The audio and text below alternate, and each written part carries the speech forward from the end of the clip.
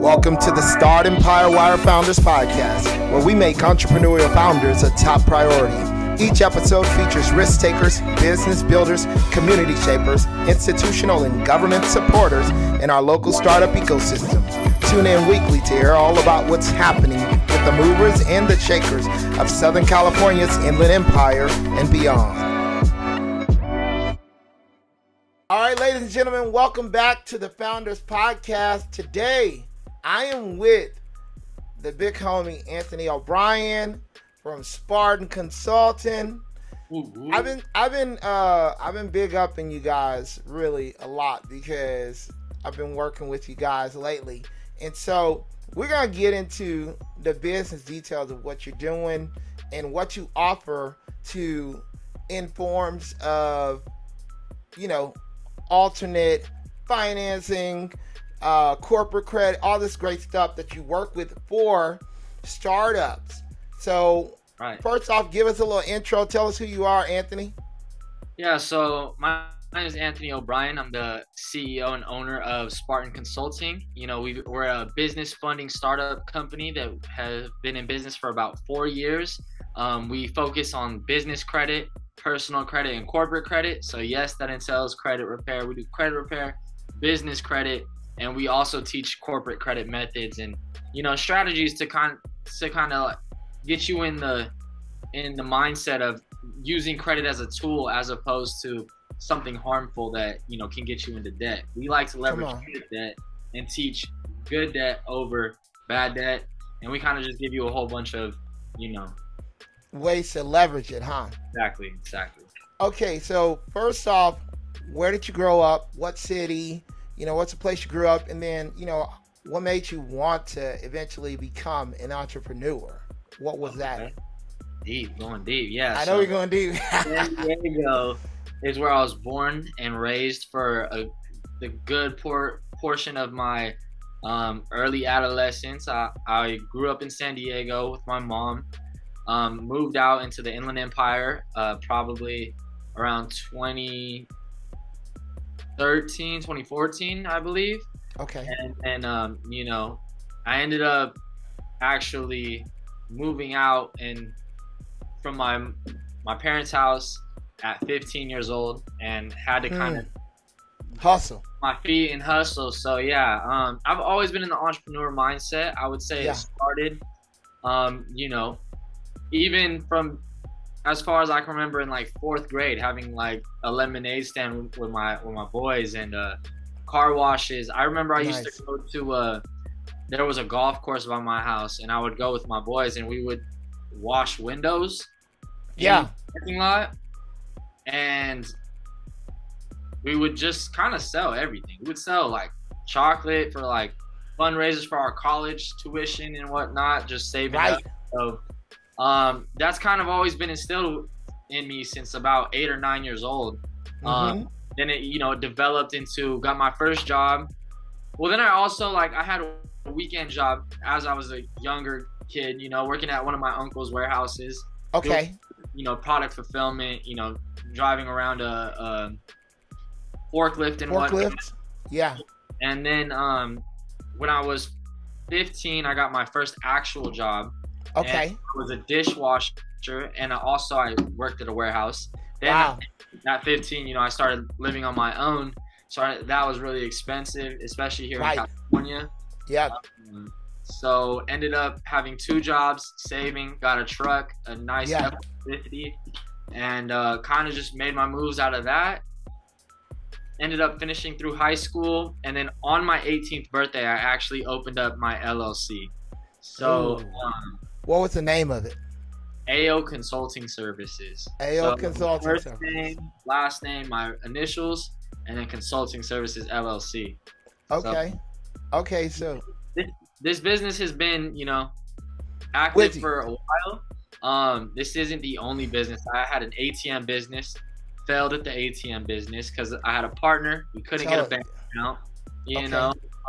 I then opened another business for vending machines. And that didn't really work out. Partner issue again, and I had to really learn what I needed from a partner, and that kind of down, and then also what I'm giving as a partner, and making sure like if I have anywhere to grow from, I can provide that. Yes. So Yeah. I ended up just, you know, coming to this conclusion that if I'm getting into a partnership with somebody, we have to have our morals, values, and principles aligned. So yes. Morals, values, and principles. You know, there's a couple factors that can knock those columns down, but right. for the most part, if you have those three, you're on track to having somewhat of a decent and actually prosperous partnership. Yeah. Are you guys a partnership right now, currently? Right now, currently, yes. So I started this business on my own, and I was the sole owner. Then I actually brought on 2 co-founders to help kind of get this business from the ground and get it off the ground and more. Yeah. I knew that I couldn't do that as efficiently and as fast as if I was just doing it by myself. Yeah. So I took on, you know, other officer positions and then offered, you know, the partner in profit type of structure. So, you know, there's a lot of sweat equity involved in being a partner in profit. There's a lot of, you know, milestones that you need to hit to unlock certain things. And the team that I got right now, you know, it's mainly 3 like co-founders, me, and my vice presidents, Thomas and Adrian. And then we also have, you know, about a 6-person team off-site. Nice. This is our office. This is where 3 of us come and collaborate. But we also have assistants, and we have people in Los Angeles and San Diego as well. Yeah. Okay, so tell us about the like the spark that caused this startup, this LLC. You know, what was the influence behind this unique idea and the unique circumstances that you have? All right, so pre LLC. So pre 18 years old, you know, 16, 17 years old. Wait, just for the viewers, how old are you now? I'm 22. 22. All right. Yeah. Still young bull in here. You Come know? On. You already know. And but we're doing it right. So 16, 17 years old. I was doing business, but I didn't have an LLC. I wasn't 18. I wasn't old enough to, you know, open up my own. Right. I was going through businesses, and I was trying to, you know, I had these hustles here and there. You know, you're always trying to figure out what's the one for you, you know? Right. Stages and stages. I kept throwing my all into every single one of these hustles. And by doing that, I'm using all my capital. Yeah. Like, you know, my bank accounts, my user credit card accounts, like I'm doing everything I can. Yeah. To fund these businesses, my savings, my hard-earned savings. Yeah. And not every business is gonna be a hit. So right. I'm dumping everything. I'm going all in, no risk, no Rari. Come on. And some of these businesses weren't for me. So at the end of each of these little runs, you know, you have a runway. You can either take off or you know, you don't take off. So right.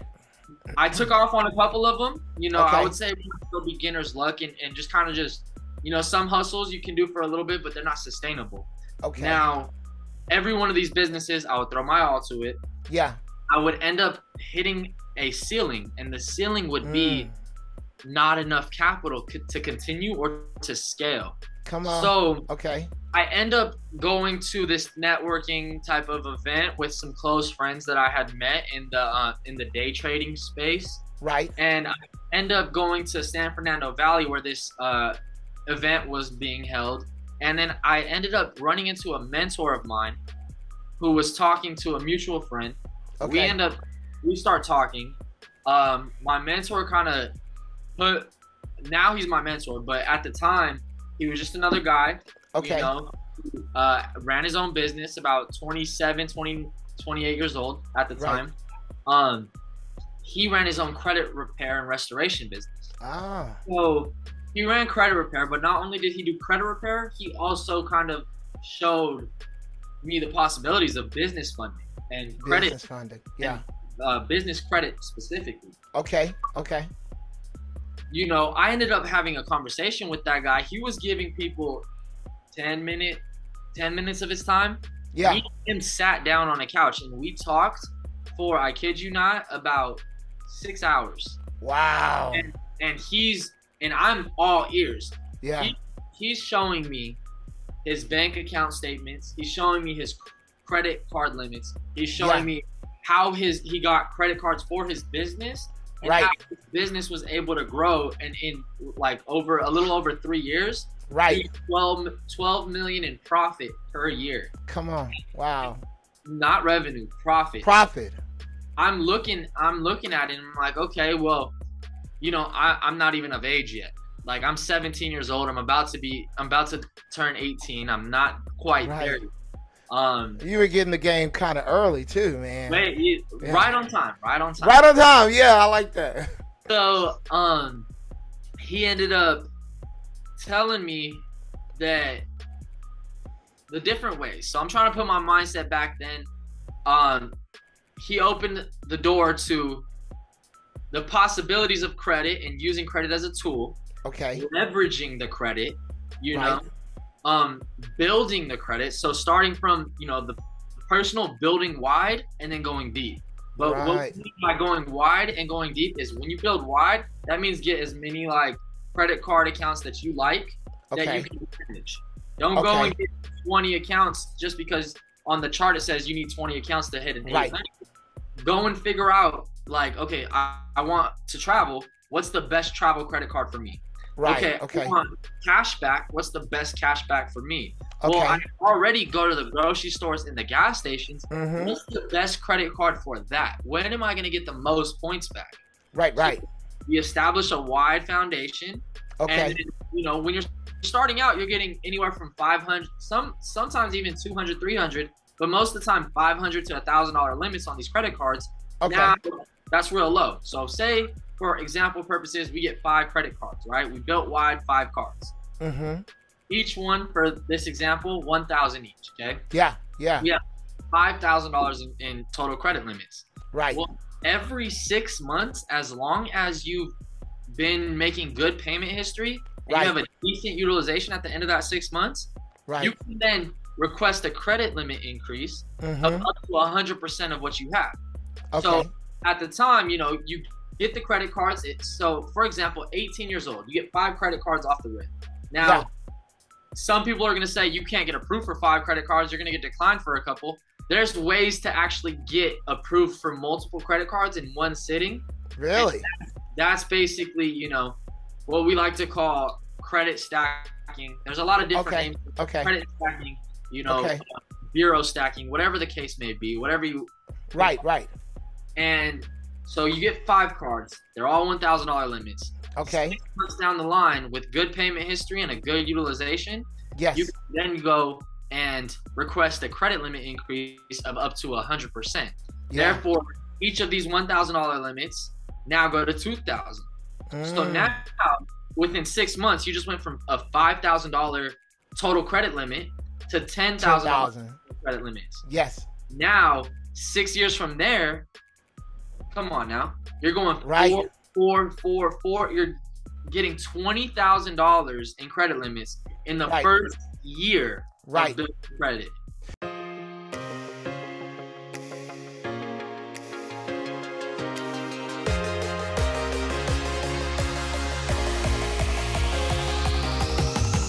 The Inland Empire startup ecosystem industry is tremendously fragmented. A few top-tier hubs, San Francisco, Los Angeles, and San Diego, are well covered by media, events, and data platforms. Finding reliable information relevant to startups or the tech industry in the Inland Empire is extremely difficult. As a result, startups can't scale fast enough. Investors are having a hard time finding the right deals, and corporates can't find the right companies to partner with for their innovation activities. Startempire Wire, the leading Inland Empire startup publication, is providing the Inland Empire startup ecosystem with the most accurate, engaging business and financial data, events, and news. Our reach of entrepreneurs, C-level executives, angels, VC investors, startup employees, key management at innovative corporates, and big tech is the solution for your B2B or B2C needs. As we build out our platform, we're looking for partners. This is your opportunity to get in on the ground level. If you're looking to align yourself with the local and growing startup and tech ecosystem of the Inland Empire, we have created the platform to get your name noticed and the opportunity for you to grow the recognition of your brand. Contact us today for availability and pricing options. We look forward to our partnership with you. Wait. What about the people who say credit is evil? Cut your credit cards, get rid of them. Why in the world would they even want to do this? Yes. This is for the ambitious. This is for the moderate risk takers in business, the entrepreneurs. So if someone, the king of preaching cut your credit cards, the notorious Dave Ramsey. Yeah, I know. We love Uncle Dave, but he more so teaches credit for the people who are comfortable and they want the points and they want to be very financially aware, and they're not in the business to leverage. It's not business credit. It's more consumer credit, right? More consumer credit, yes. Right. When it's a business credit, so how? Oh, but we got to hit this one point. Yes. What was the thing that sparked the idea? Are we still making it there? Yes. What sparked the idea? So he taught me all that business credit, my mentor. Back to that. Showed me how to go wide and go deep. Basically, that in itself hit the light bulb. Okay. I've been doing, I've been doing all these businesses. I've been draining all of my funds. My personal resources. Yeah. My personal resources, my bank account, my savings, friends and family's money, whatever the case may be. Which I didn't get a lot of friends and family money, but that's just to put it into perspective. Yeah. You're just draining all your personal resources. Right. So when the light bulb clicked, I was like, yo, I can leverage this business credit. Business credit, and use that as working capital, as long as, and here's the catch. What's the caveat? I focus on 0% APR intro periods. That was the next question. Okay, is there an interest rate? You know what I mean? Yes. So when you're starting out in this credit space, the business credit, you want to start with 0% interest credit cards. Now, the reason being is because you don't have interest during different market times. Right now, it's anywhere from 12 to about 14, 16 months. Right. In a great market time, it's anywhere from 18 to 24 months. Okay. That means you're getting 0% interest on these credit cards for the first 1 to 2 years. So with that, you have 1 to 2 years to borrow the money, make more money, and pay the principal back without ever paying a dime of interest. Yeah. So then getting to the good debt, bad debt, and tying it into this new question is basically, if consumer credit is easy to fall under bad debt, you're eating food, that is not creating a return on investment, an ROI. Right. You're consuming that. So because of that, it's consumer credit. Yeah. Now, imagine if instead of me going and buying a $100 steak on my credit card, which I'm consuming, it's not coming back. Right. I use that $100 as an ad spend for a proven business model. Right. It's gonna have a greater return. So a moderate risk taker. And also, knowing the KPIs, the key performance indicators of your business. That's huge. If you understand your key performance indicators of your business, you can then run the numbers, figure out what's the worst case scenario ROI that you could get back for investing X amount. Right. As long as, now back to the 0% interest. Okay. When that intro period is over, you're going to have interest rates. Call and negotiate the interest rates down, but that's for a little bit later. So right now, you have the 0%. Once the intro period, it's been 12, 24 months. Now, your card is now activated with, let's say, 14% APR. Okay. Yeah. If I run the business numbers, the KPIs. Worst case scenario, and worst case scenario, I can return, maybe 18% right off the money I invest. This credit card that has a 14% APR should now go to this 18% ROI activity. Yeah. Now, any money that I use on this 14% APR card, I know for a fact I'm still going to make 4% of my money by leveraging the bank's money. Yeah. My personal resources have not been touched. It's having the numbers on the screen change. Yeah. Paying this off. Not only are you paying this off because you're borrowing it to make the investment. When you're paying this off, you're also getting rewards points. Then okay, is the best friend of the main concept. The main concept is to leverage the business, make more for the business, pay your credit cards back, and then now you're profiting on the over. That's the credit. That's what you would consider leverage part, right? That's the leverage part. Okay. Now, the icing on the top is you're racking up these points on the back burner. Yeah. So, you got a full course meal. You're focused on what's in front. You put beans or something in the back. You put it on low. You kind of just let it sit. That's the back. Let it simmer. Let it simmer. Right. And so your points are like those beans in the back of the stove. Yeah. They're just multiplying. Now you've been so focused on your business that when you say, okay, I need a little break. I've been working hard on my business for the past 3 months, 6 months, 1 year, whatever the case may be. You go pull up your membership portal. It's been simmering, huh? A couple 100,000 points. Now you just got a paid for vacation. You take your family, whoever you want to go, your friends, your coworkers, whatever, on vacation, and all your activity that you would do normally. Yeah. Now just rewarded you with a free vacation, and where you possibly only have to pay tax. Wait, but does it stop right there? Is there other things as well as like write-offs and things like that you could get into, right? Yes. So depending on the business structure that many people will have, because there's various different businesses. There's $1 million. There's a million ways to make $1 million. So however your business specifically goes, you can find out the tax benefits, right? And from there you leverage with your credit cards, and also in your business credit cards portals, you're actually able to pick the categories that you want the most points back. So some cards will actually let you pick the spend categories, which let's say for a broad one for ads. Let's say that there's a card that gives you a return if you spend ads with, let's say, Google. Okay. You go into the portal, you activate the Google rewards program. Right. Now, anytime you spend money on those, you're getting those points back. And then if you were to do, for me, I'm a consultant, so anytime I get a haircut or anything like that, I can then, write off most of my branding. So my haircut is part of my branding.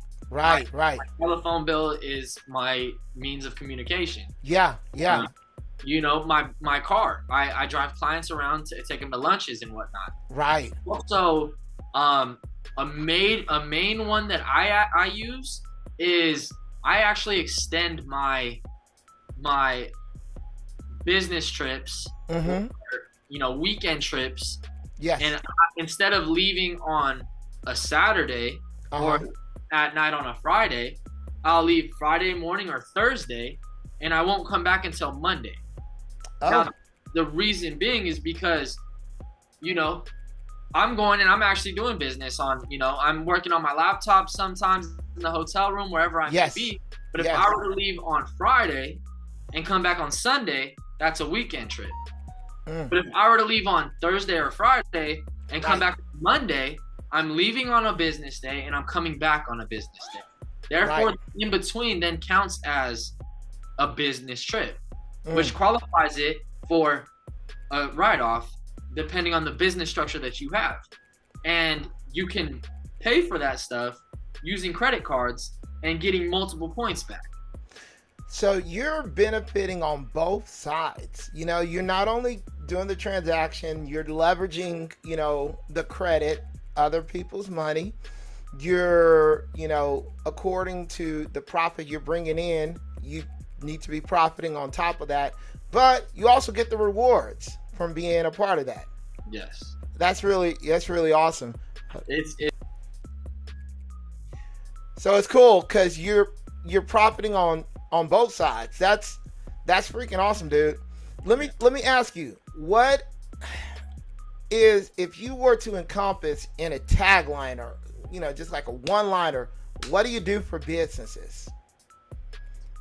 We take businesses to the next level. I would say that one line that we do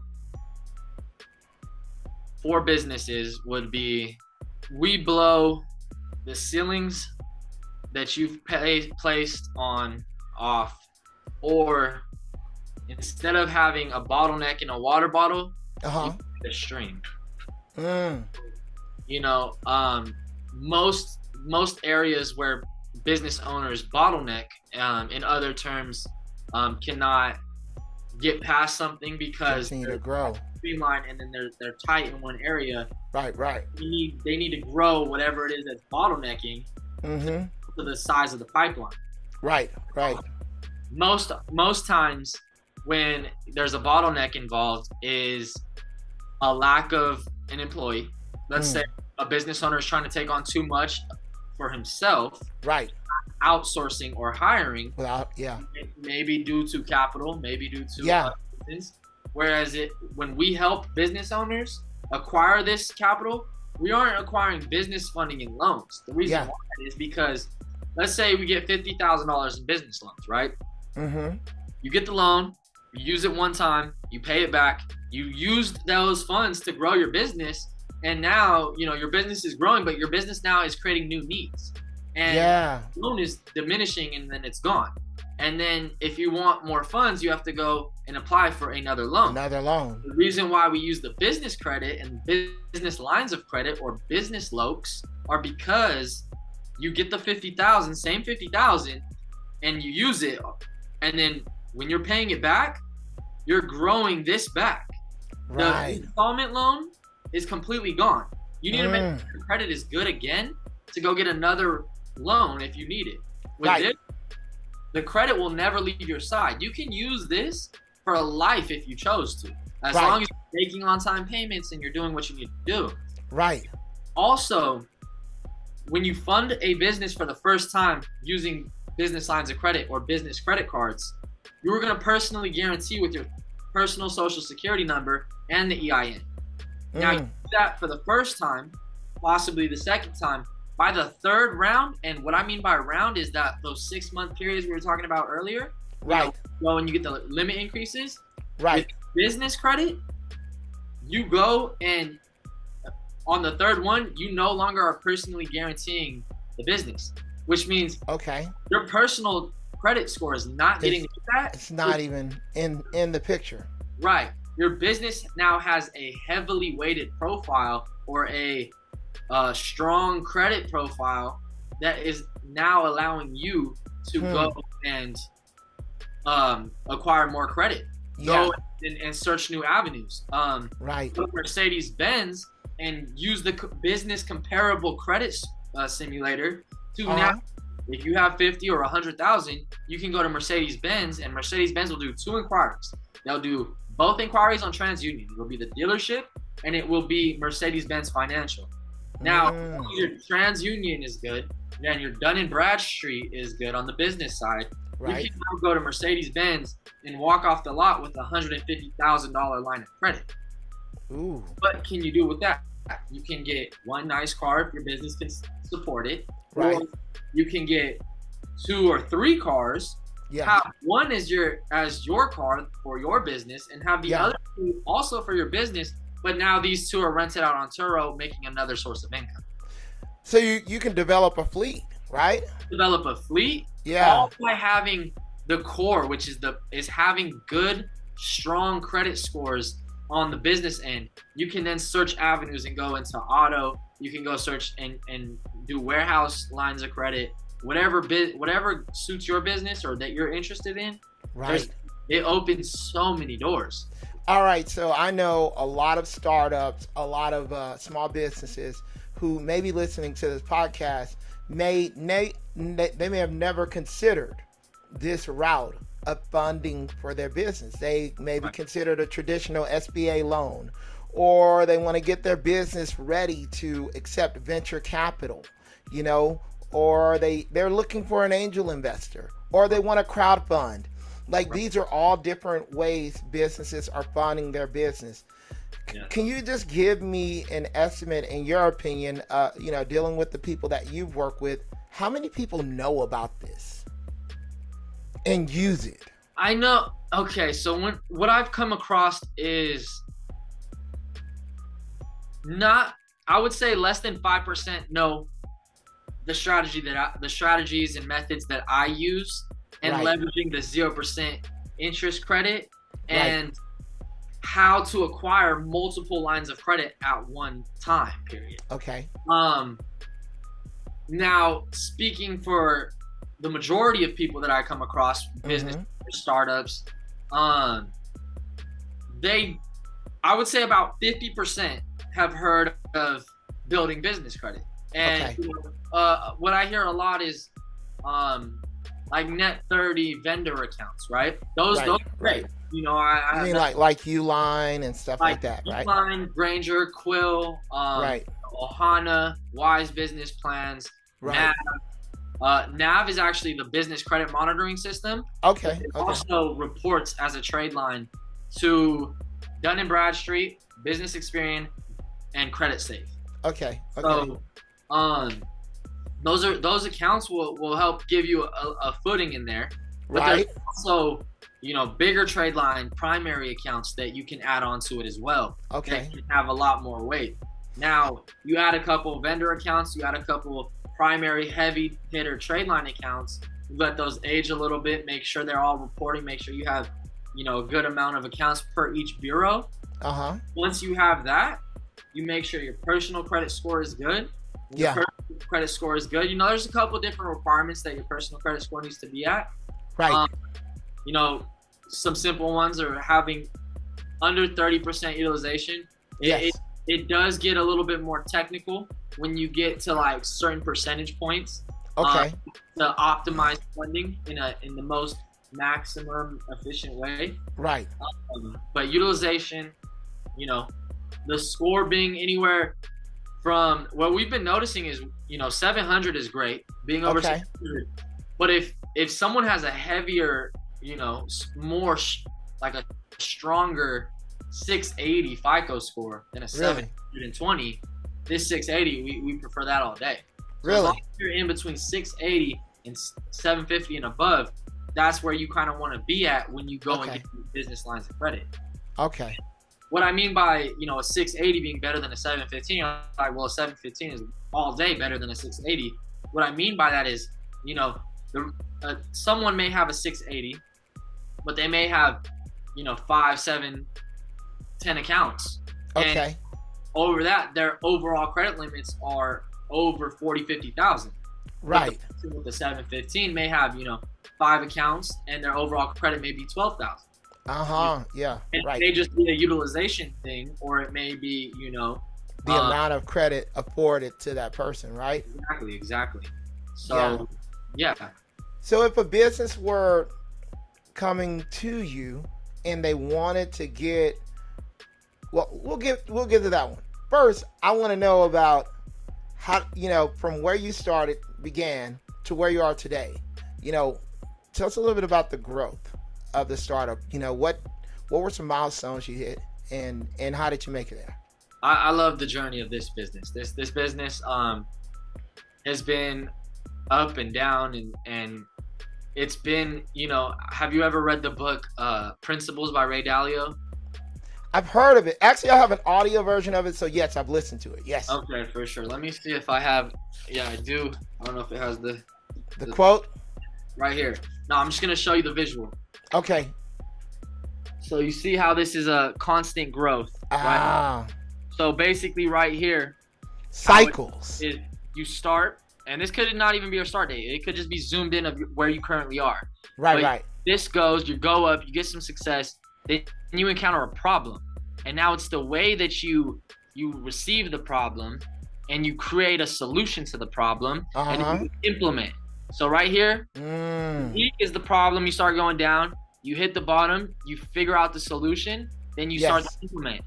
And then you go and you encounter another problem. And it's just this upward spiral. Incremental success. Exactly. So incremental success has been, a great way to describe my business. And now, let's say the first 3 problems, now they look microscopic. And now where we are today is somewhere, I always knew we would be, but not this quick.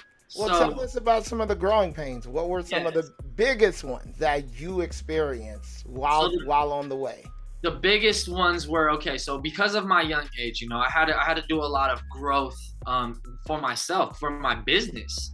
And so, I needed to figure out and really observe and analyze where I'm, categories I may be lacking in. And so some of the learning curves and obstacles and struggles would be mastering self and business.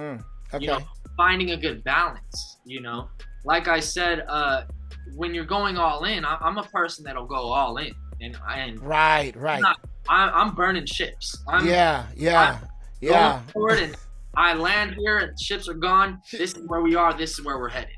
Burn the ships. Yes. Ships. So, when I started, I was a one-man team. I was doing credit repair for, a couple people in the neighborhood here and there, whatnot, city, locally, then eventually like throughout Southern California, 'cause it's a good referral business. Right. But it wasn't cutting it. And then. So just credit repair by itself wasn't the deal. It wasn't. Like I did the business funding for myself. I did business funding for my close friends to see like the power that it holds and to see if I can actually help more people do it. Right. So once I showed my friends how to do it, I was able to actually consult them, coach them through, and get them funded. The first friend I got funded with walked away with $86,000 in 0% funding. That's great. Second person, and this was in 2019. Early 2019. Like we started the process in 2018, and 2019 he was funded. Along with 3 of my other friends as well. And that's when, I realized I've always had this calling of I want to have a greater impact over income. Right. Bigger impact than a greater income. So impact over income. Impact over income. And now, I'm going on this journey. It sounds so great. It was going great. And then life happened. So, I was my only employee. At the time, I knew eventually I would need employees. Right. But I didn't have the knowledge or I didn't know where to plug employees. And that was my first downfall. So my first downfall, because I'm the puppet master, I'm doing marketing, I'm doing sales, I'm doing closing, I'm doing client management, I'm doing client tracking and customer service. You are the business. I am the business. When I'm sick, the business is sick. When I'm not motivated, the business isn't motivated. Right. And that was one of my downfalls where I knew then that I needed to start implementing systems and automations and having, sort of a standard operating procedures. Right. So that when I'm sick, the business is still running. Yeah. It's not being sick with me. Right. It's healthy. It's doing its thing. It's a machine. It's not a human. So, I would definitely say not hiring when I should have caused that caused me to take on a lot of workload and a lot of busyness. Very cluttered, very stressful situations. Yeah. Start to Right. And then coming out of that, I had got, instead of it hiring, I still wasn't hiring. I was creating more systems and more SOPs, or standard operating procedures. Yeah. Then outsource to virtual assistants. Okay. You know, Fiverr. Yeah. So whenever I couldn't do something, I was then showcasing my humility and being like, okay, here. Right. You are better than me at this. I would like to work with you so we can get this done. Did you work with a different one every time though? So that's kind of like the downfall of Fiverr type thing, right? Yes. So, you know, and the way I used those platforms was very task-based. So it was very, okay. I started to use them as crutches. Right. As almost fake employees. Yeah. You know, I wanted to outsource tasks, and then, like you said, you get a new person each time, or maybe that's the one thing I don't. Can't do what I want them to do now. Right. No, that's true. Yeah, and I use Fiverr. I mean, I use Fiverr in the past, but nowadays I use Upwork, because then I'll put someone on a long-term contract and you can continue to work with them and you know each other, you know? Yes. And yeah, and that's, you know, we're using those systems and platforms till today, you know, even online.ph, and, you know, a lot of different, Upwork is one that we work with too, with a long-term 6-month contracts. And yes, you know, we kind of perform quarterly, you know, analysis. Yeah. Like, okay. You know, we're checking in, making sure that this is something we still need. That's why I think that those are valuable, to have those longer, short-term contracts in place. Right. They can help you establish, and then they may not be a permanent position. Yeah, true. They are definitely important for the growth of the business. Yeah, and I'll tell you this right here. Like, I found a couple of great people who, I mean, if they could move here to the United States, they would. You know, and those are the ones that are valuable because they believe in the vision. And you'll find 1 or 2 or 3 of those. Like, it's sometimes a little bit more difficult, because most of the people who are on Upwork, they just want to be contractors and they want to work on a lot of different projects. But I found personally that if you put, you know, in the job description, long term, you know what I mean? Yeah. Then you'll get the long term thinking type people as well. Yeah. Right. Yeah. I agree 100%. Okay, so with where you guys are at right now, with Spartan Consulting, and you're helping businesses. First, I want to ask, how many businesses, or different types of businesses, have you helped get funding? What would you say? Year to date, I would say. Year to date, I would category type, like, yeah. Okay, so we've helped a handful of consultants and coaches. We've helped truckers. We've helped you know, e-commerce, Amazon fulfillment teams. Yes. We've helped Airbnb owners, short-term rental properties. Because what's great about the way that we fund is you can actually use these funds for properties, for your business, which is that's humongous. A lot of people are attracted to us because of that. And so I would say categories of businesses. So like real estate, you've done some. I would say about 12 to 13 different categories. Nice. Categories. We've worked with you know, various real estate, e-commerce, right, trucking, even down to distributions. You know, we've helped import companies. We've helped exotic rental companies. Yes.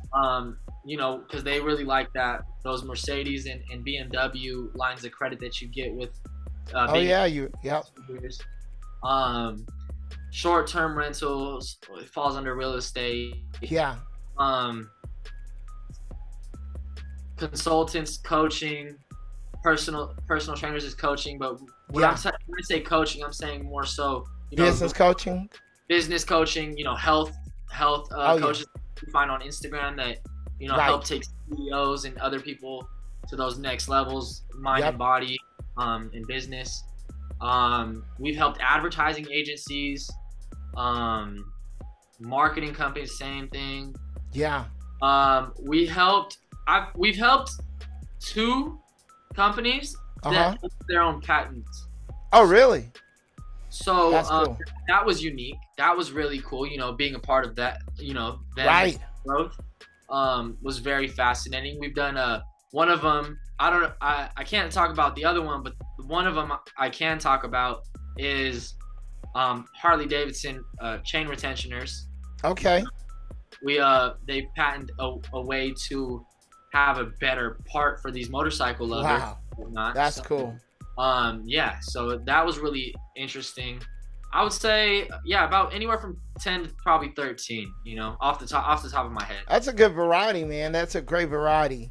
And so where you're at on this current level, what would you say is going to take Spartan Consulting to the next level?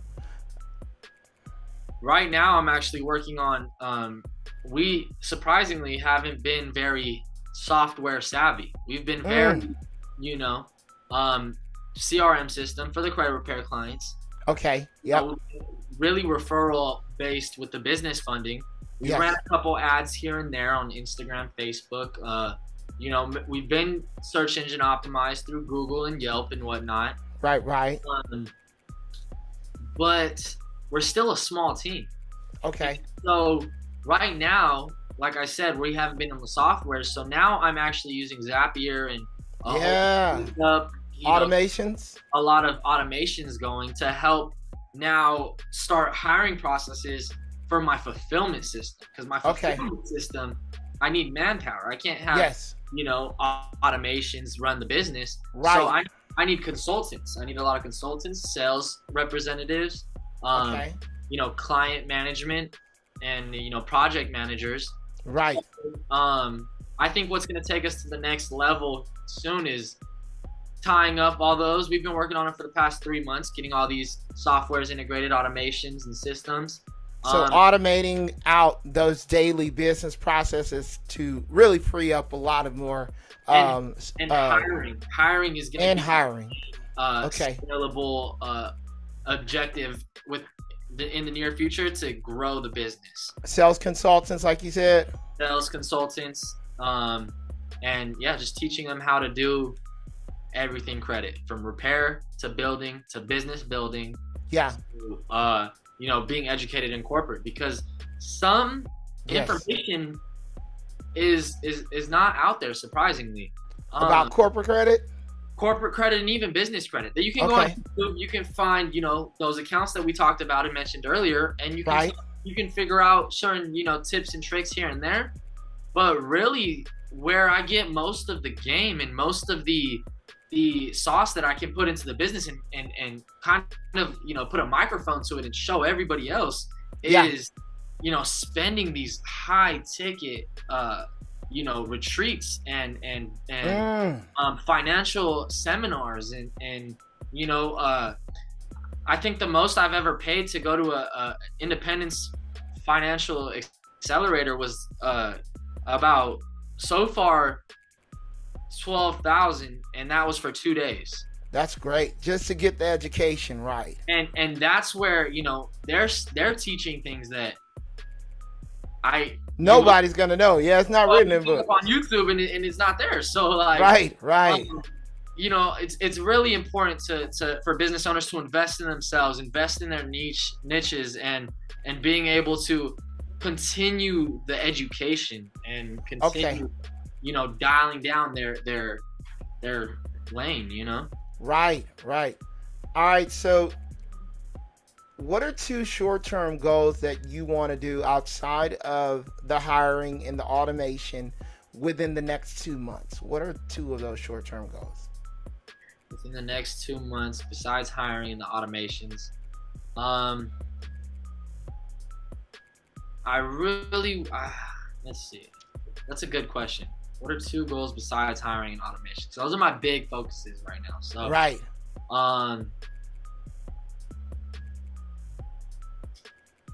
What we talked about earlier, the podcasts and getting, personally branded and Right. establishing that brand authority. Right. So branding would be one. Hopping on more podcasts, getting a little bit more exposure that way. Right. I would say having we've already implemented some content structures, so it's not like we don't have those, but starting a YouTube channel so that we can start giving out, free game to a lot of people. So, game that we wish we would have understood and received and known. I was actually going to ask you about that. So that's one of the short-term goals. That's pretty awesome. Yeah. Because the more, I believe that the more we can educate people, the better we can be all together as an economy, I really believe that giving back in the form of knowledge is very valuable and to a lot of people. Not everyone can afford to pay $12,000 for a weekend to go do any financial accelerators. If we can give the game back for free, and obviously give as much game as possible. Right. That's what we're on this earth to do, and that's what one of our short-term goals is, to get a YouTube channel up and start pumping out some, organic. Heck yeah. Straight, no meat, cut straight to the bone. Cool. So we hit your short-term goals. Now we're gonna go 3, 5, and 10-year goals. Where do you see Spartan Consulting at in 3 years, in 5 years, and in 10? Okay. So in 3 years, I believe that we will be able to take our business consulting clients and provide them with avenues to place their business lines of credit to return on investment. So more, we want to kind of, we're a business funding company, and we're a care agency. So we want to form into a private equity, investment firm. Yes. And have our clients more so become investors and give them, real estate deals, development deals, a lot of hedge fund work, and that's gonna awesome. Grow as a company and establish more so. We're gonna try to make it to the S&P. S&P, okay. Now that's a big.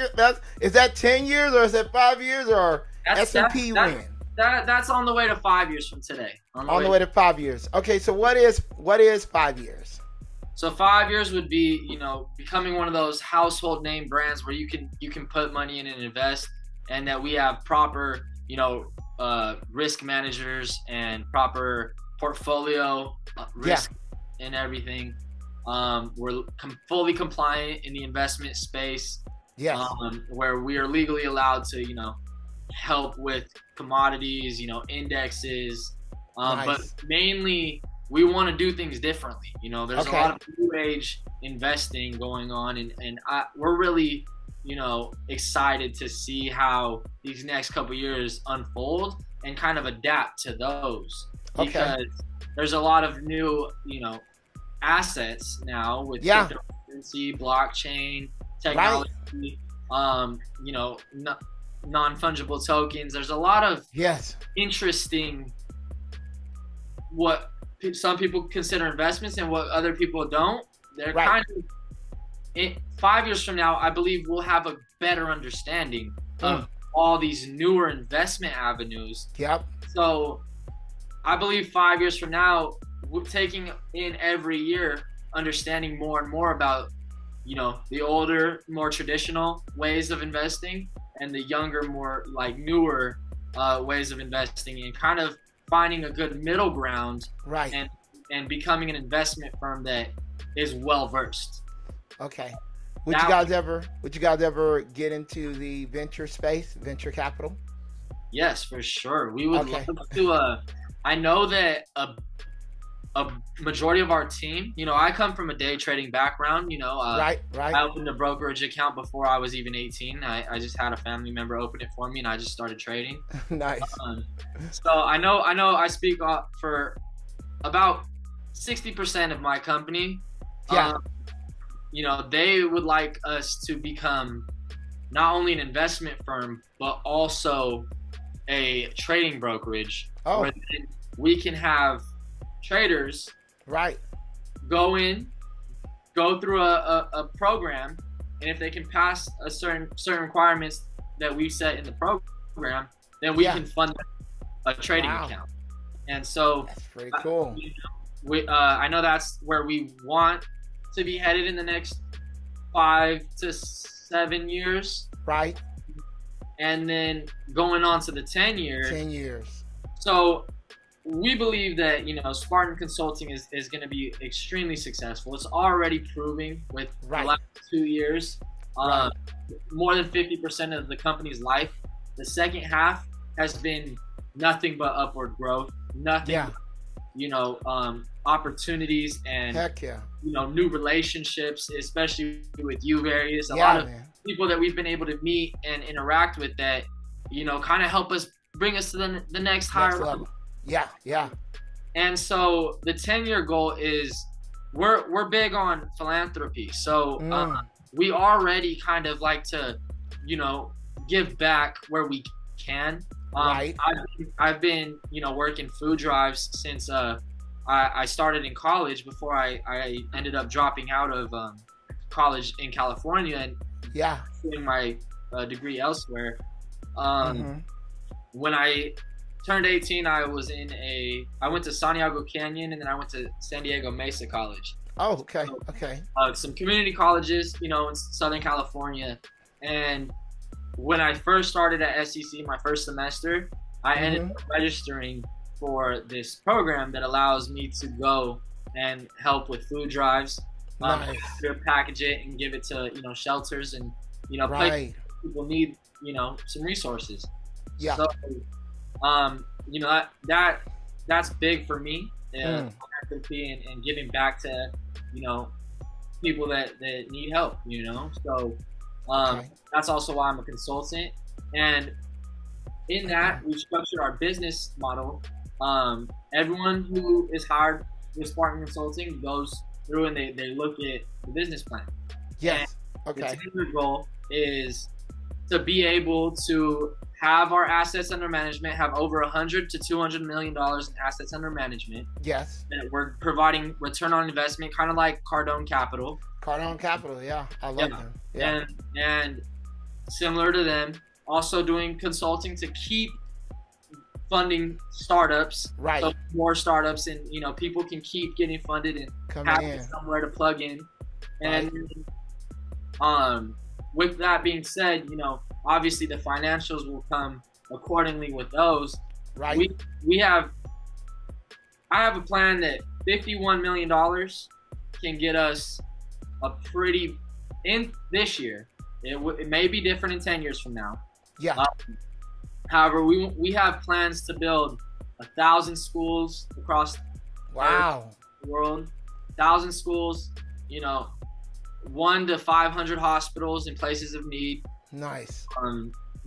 Housing and shelters for people that are a little bit behind, countries that are a little bit behind in today's times.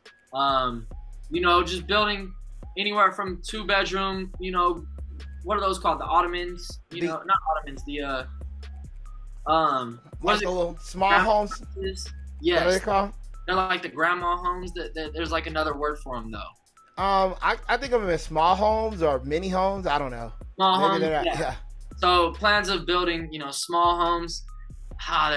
There's a technical term for them, huh? Yeah, and I'm gonna be stuck on it. I know it's not prefab and it's not manufactured homes. I'm not talking about those. I'm talking about It's some people, they build homes in the back of their house for when their mother-in-law moves in or something. Oh, like a casita? Not a casita. But it's called something else, right? Yeah. We'll get over this speed bump, but basically we want to build, 1,000 schools, because education is important for society as a whole. You know, 100 to 500 hospitals in place, and actually not just building those hospitals and walking away and, hey, we built it, we're done. Like, for our own peace of mind, we actually want to build those hospitals and set up the ways and the connections and the resources where they are now in the supply chain of these other big medical groups. Yeah. They're not just being built and then someone has to buy it out and then they run it. Right. We want it to be self-sufficient. We want it to be nice. Hospitals, you know, we want them to be in the loop.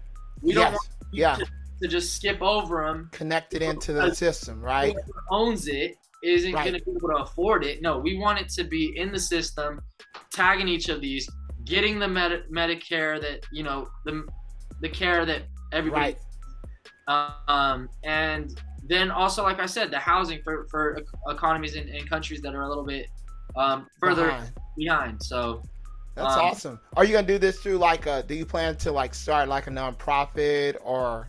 We plan to start a nonprofit, kind of like a sister company from Spartan. So you know, we definitely want our clients to grow with us. Yes. We want, you know, the clients that are a part of, you know, 3 years from now when we open up the doors for investing, we want them to be able to grow their money.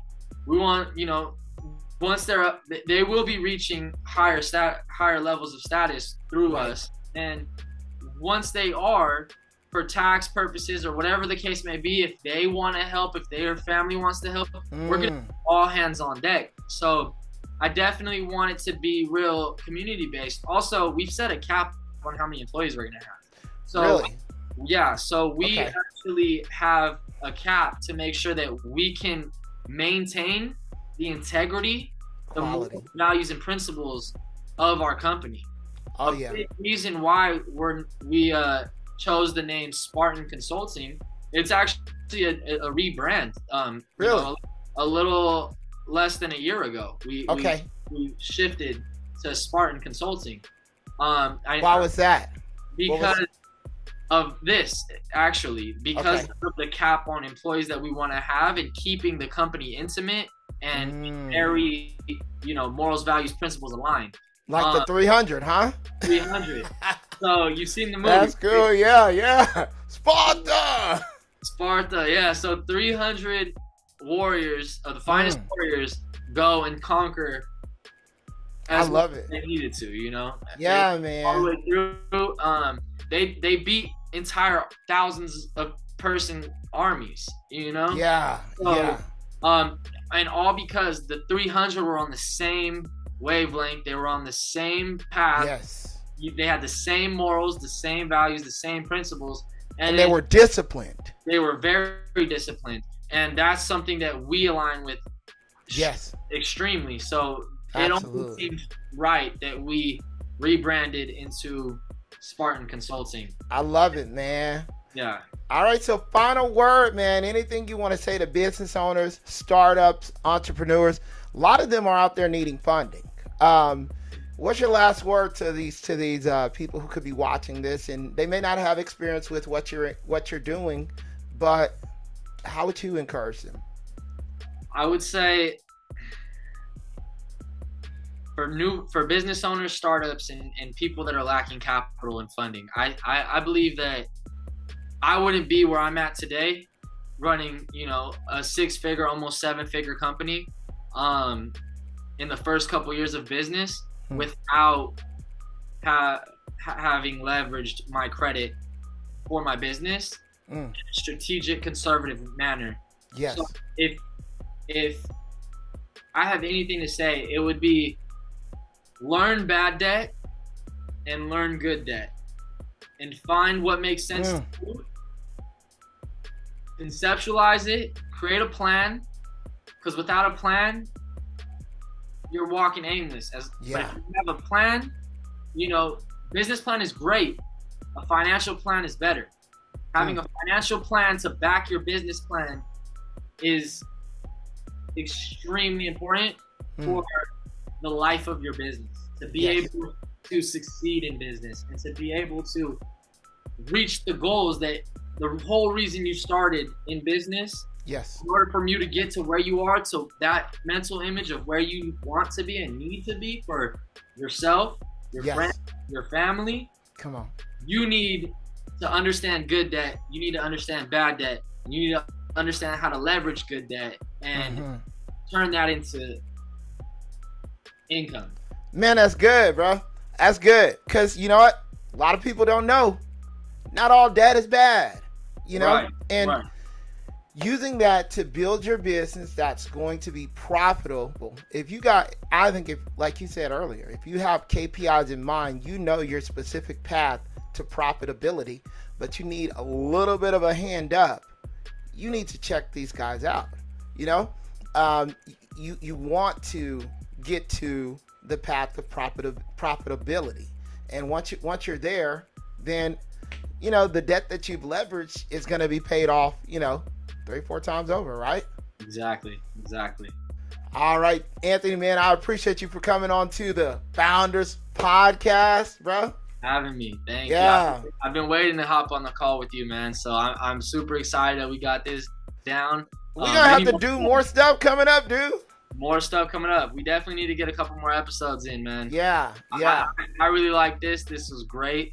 Yes. Definitely want to, you know, keep growing with you too, and absolutely get at these higher conversations that we're gonna have soon to come. Heck yeah, dude. Likewise.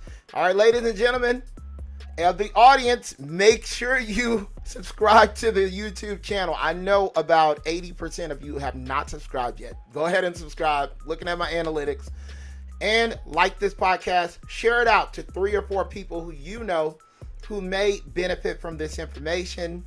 Thank you again for tuning into the Founders Podcast. We will talk to you next time. Peace.